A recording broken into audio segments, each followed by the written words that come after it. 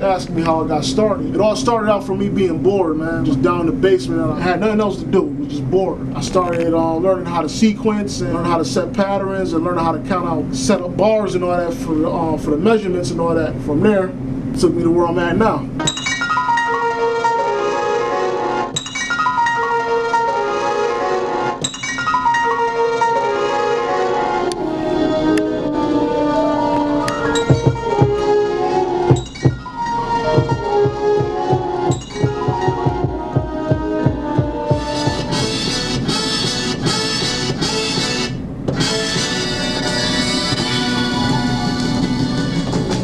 That was a chop right there. I'm cooking a joint up for my man G Fisher, and Coogee Rap. Found this sample, pretty much just chopped it up. I got introduced to sampling Yamaha DJX2. That's what introduced me to the art of sampling. And like I tell everybody in every interview, you can go read that up. I learned sampling by mistake. The first joint I ever sampled was a Cannabis song. It was the song I Honor You off of his first album. The DJX2 picked up the little 7 seconds of that little guitar in the beginning of the song. And I learned as I kept hitting the keys, just like this, the sample would play. So at first, I had the little Radio Shack 5 disc change CD player joint on there, and I thought that my CD was skipping. It took me a little second to figure out my CD wasn't skipping. I had the button that said sampler on there was actually flashing red. I never hit that button before until that day, and every time I play something, it lays it out on the keys like it's a sound from the sampler, or not the sampler, the sound from the keyboard. But that's how I got introduced to sampling.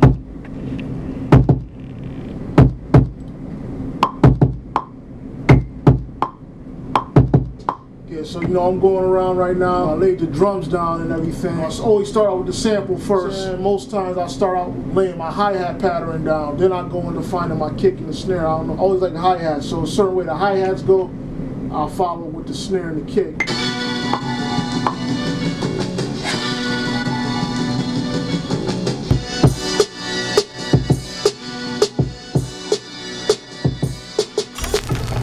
The beat, I took a couple extra sounds. I'm hoping this is the one that he picks, because I really hear G-Rap going in on this one.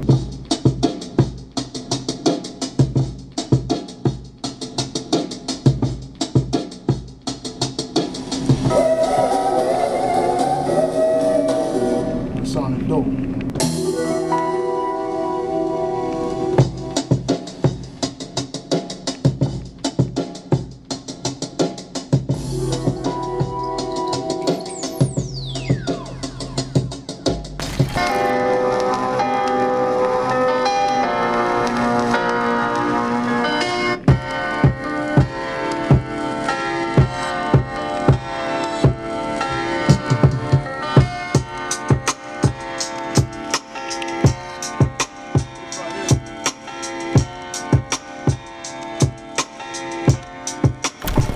Kid on a Buffalo named Shaft, son, real soulful, the 808s and all that on there, everything just hitting real smooth on there.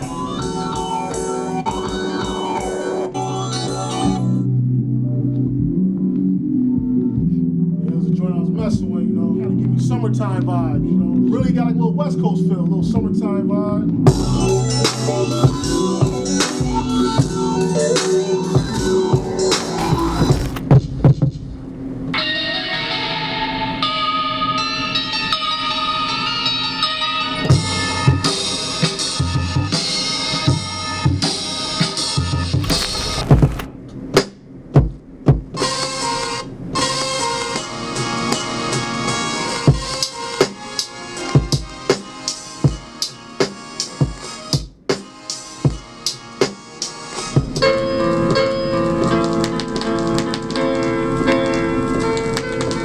That was a joint I flipped from my man Jay Hustle. That was off the project me and him did together called Reflection. Friend of My Enemy, that's the name of that song.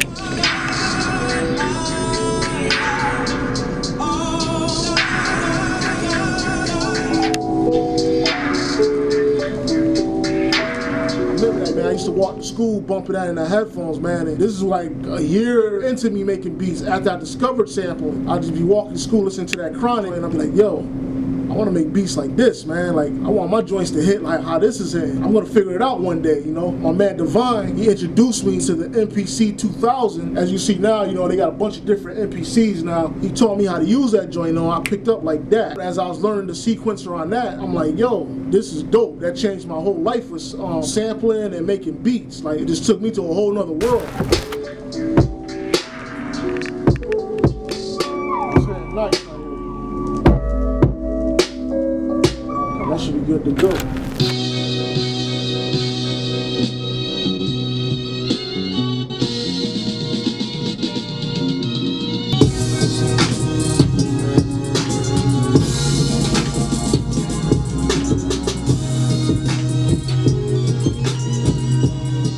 Now my brother, he had a 2000 XL. I used to, and that's how I really got really nice with the flipping samples and all that. Cause every time he left, I go and sneak on his XL and I play with that joint. And you know, I learned the ins and outs of it. I learned how to chop up stuff on it. I learned, you know, a lot of stuff on the 2000 XL. And I remember, man, it was a day I was down in there messing around with it, man. And I got tired of the drum sounds that we had. And I went through every hip hop record he had down there. I went through that whole every crate down there. And I listened to almost every record down there, man, just trying to catch open drum hits and everything, man. And I actually created my own kits and all that stuff. You know, from there, man, it was just, I just kept going and going, man. A lot of people don't understand, like, yo, stuff like this don't happen overnight. It takes time. You know, like my man Big Suge told me one time, man, he's like, yo, just keep doing what you're doing, because eventually somebody's gonna hear it, have interest in you, man. And you know, he's right, man, because I seen it happen with a lot of people before, man. They've been doing it before me, and you know, they kept doing it and doing it. Yo, look at them now, man. They getting, it's taking them places now, man.